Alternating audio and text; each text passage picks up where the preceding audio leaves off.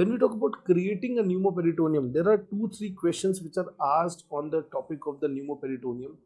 The first is how to create.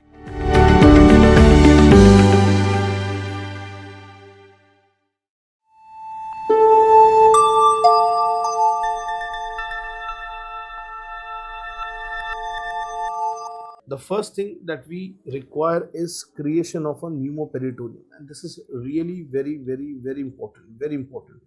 So pneumoperitoneum is the most important thing that we are going to discuss in this chapter, because everything starts with this pneumoperitoneum and everything actually ends also with this pneumoperitoneum.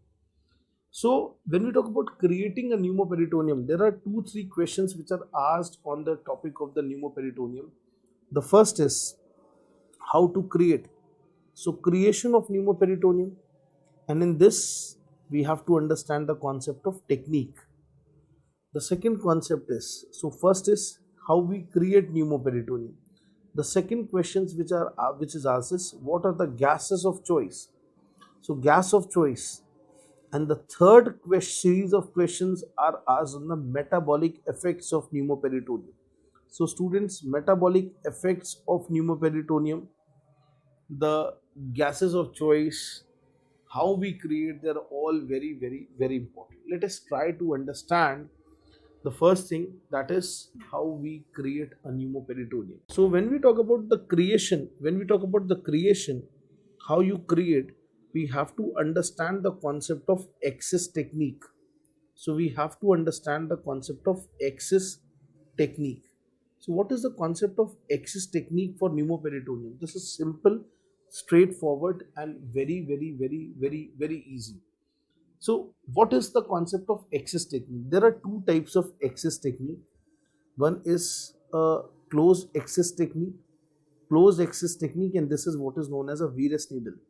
This is a Veress needle. And then one is a semi-open type.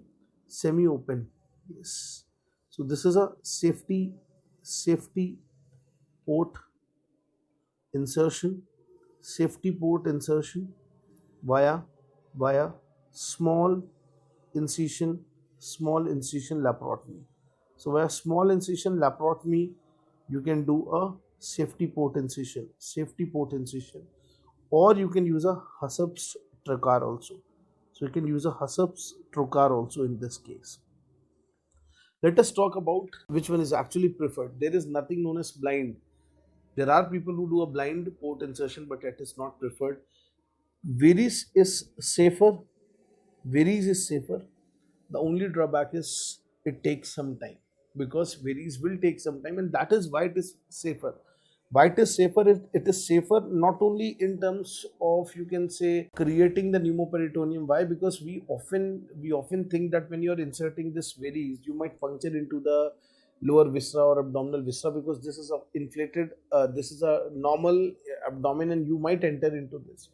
So the chance of organ injury, the first thing that you want to listen from me, the chance of organ injury is only less than 0.6%, and that is fairly acceptable, less than 0.6%. The second is, not only it protects us from the organ injury, but rapid metabolic changes which are going to occur if you create a pneumoperitoneum rapidly. Example, if you stretch the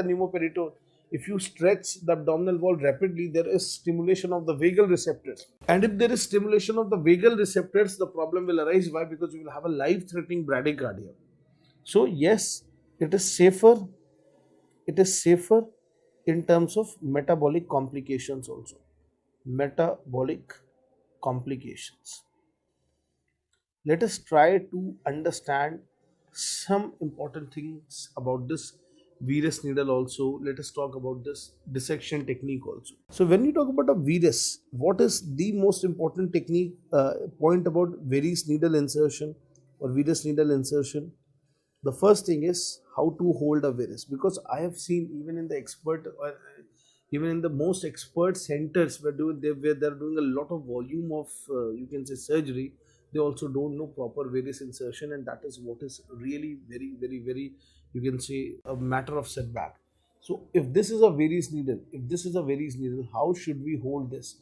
This Veress is held like a dart.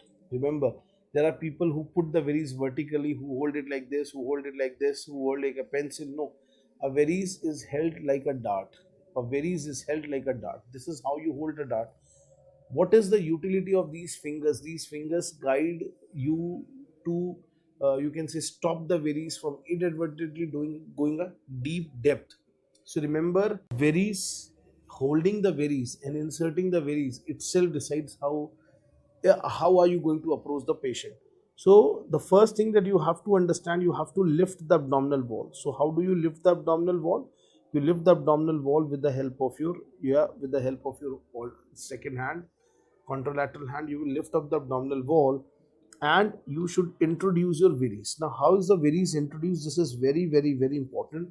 Now this varies should be 45-degree in angle. So 45-degree angle should be there with the abdominal wall. So with the one abdominal wall, it should be a 45-degree angle. With the other side, it should be, with the side which you have actually lifted up, it should be 90-degree. Why?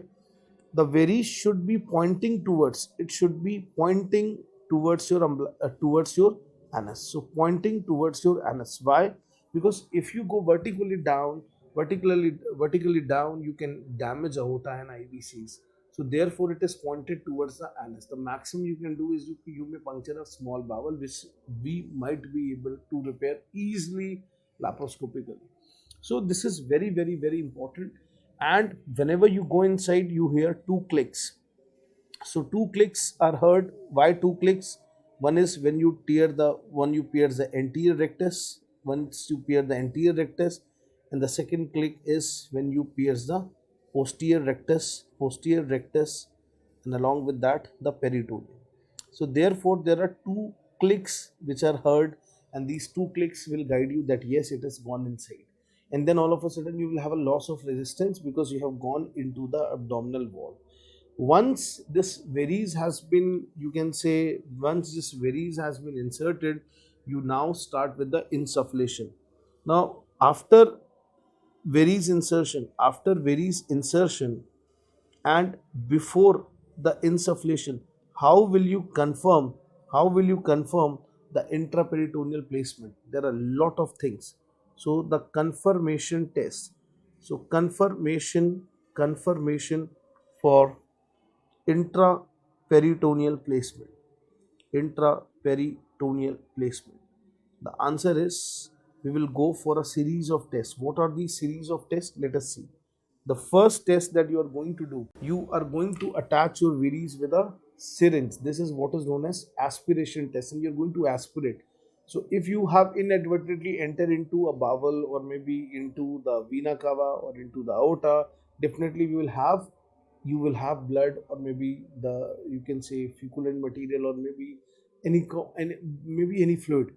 So this is very, very, very important. So first is aspiration. So aspiration test is one. So you should get nothing but the air bubbles. Next is irrigation test. Now the varies being into the abdominal wall.